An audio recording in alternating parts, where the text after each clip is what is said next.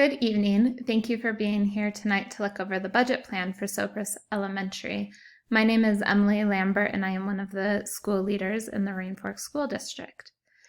Tonight, we have you all gathered here because you are stakeholders in our community who have said that you will take part in our budget plan and our goal-setting plan for the 2020-2021 school year. To help support us as we embark on this plan, we are going to look over our current budget plan, school information and data that will help us to support making decisions as we set a budget and we prioritize needs and goals for this next school year.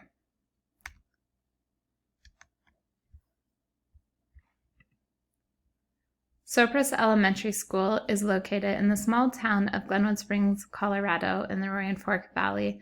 Glenwood Springs has a population of 9,850 people. The population is made up of a lot of Caucasian people, Hispanic people, and a small population of Asians and multi-race families. The Roaring Fork School District contains 6 public elementary schools, with Sopris Elementary servicing 370 students from kindergarten until 5th grade.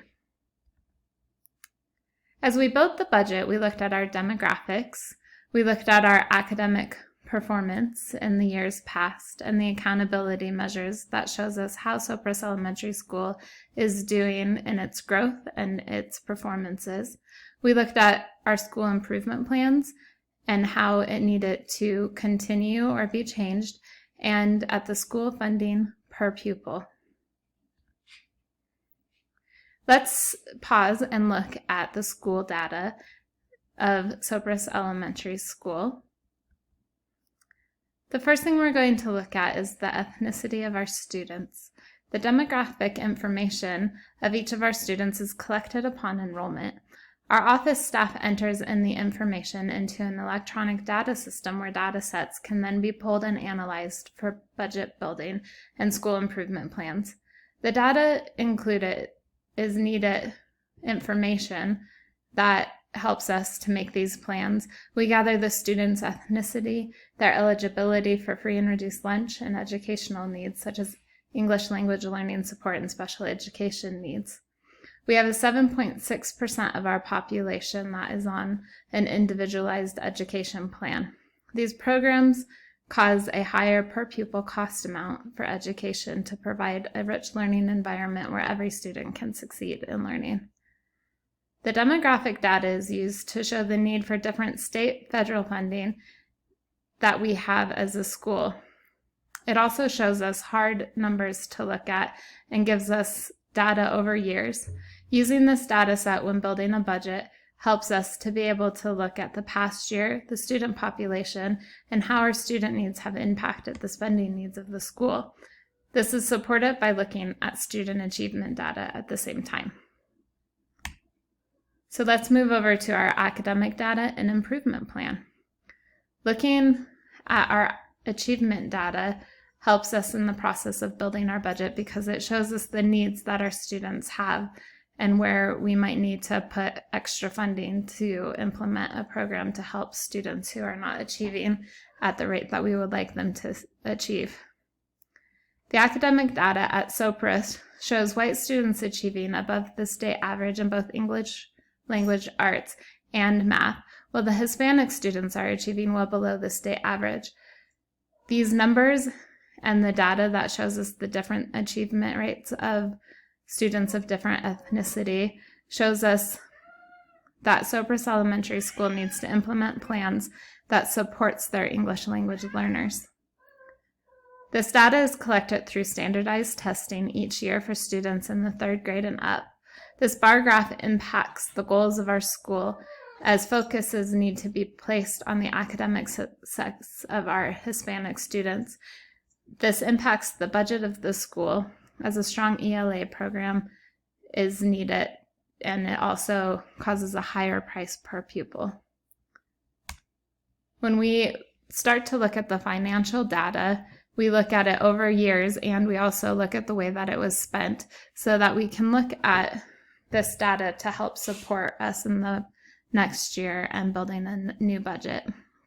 This data is collected by the district office and is consistently kept track of with the revenue and the expenses and reporting on the final profit and loss at the end of the fiscal year. Information is gathered to build the next school year budget on. If you look at this past year, you see that student support was at 2% and instruction was at 85%. Looking at our ethnicity of our students and our academic data, you could consider that we may need to spend more money on our student support. Having that information on the data gives us a good foundation to start to build a plan. We also have to look at our funding and where our revenue comes from so that we can know how much funds we have to spend and plan. Looking at the price per pupil funding, Sopris Elementary spends $12,602 per pupil to educate them per year. Most of the funding comes from state and local funding sources, such as property taxes.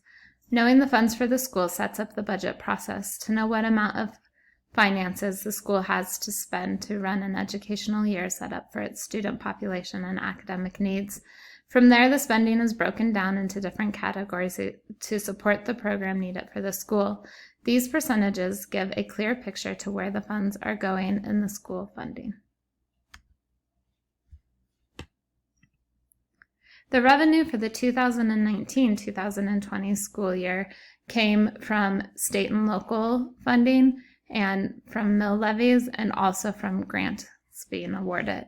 Sopris Elementary has been awarded $164,269 in grant funding. It has also received $2,602 per pupil for the school year. 6% of that comes from federal income taxes, 26% comes from locally voted mill levies and taxes, and 68% comes from state and local funding from local property and sales taxes and state income taxes. The budgetary system that we use at the Roaring Fork School District is a function and object budget system. Once the revenue is all in place and we have decided what the budget is going to be and what programs are going to be supported in the budget, we then start to look at the system of keeping track of where the expenses are going for the budget. The budget is set with a goal of expenditures and with an accurate spending from the year before. We can then see if we didn't spend that much money as we had budgeted, we can take some money and put it in a different area of the budget. Or if we spent more, we can take money that was not spent from one area and move it to a different area. The strength of this system is that it is easy to track the spending, especially with the multiple leaders that we have in the 12 schools of the Roaring Fork School District. The weakness is that it lacks detail, and each school is so different from each other that this budget doesn't take into account the individualized needs that differ between schools and their different population needs. So here is where we get into the budgetary process and the steps that we will start doing together this year as we're putting our budget vision and academic success into movement. Now, there are steps to effective budget planning. This tonight is providing the first step where we are providing professional development to our team of the people who are going to be setting the budget to give knowledge of following the best practices. And then our next meeting, we will go over the legal guidelines that are in place for setting and managing a budget. Next, we will step into planning and implementing an assessment of the community needs to see academic success for each student. We'll identify what could hinder student learnings, whether it's outside factors such as parents being really busy at work and not having time to support, or if it's language barriers, we'll identify that together. We'll compile the school needs and prioritize which ones need to take priority, and then we will set goals based on the school's needs and developing objectives to meet them. After that, we will develop the budget for the school and implement that budget with the district's approval. After that, we will monitor the revenue and expenditures and evaluate the use of the budget Come next January, we will look at the budget and how we were doing, and we'll be able to change things that we need to. Through this whole process, we want to ensure that all stakeholders, from teachers, board members, and parents, are involved in the process of setting the budget and actively engaged in the success of implementing the school's programs to meet our goals.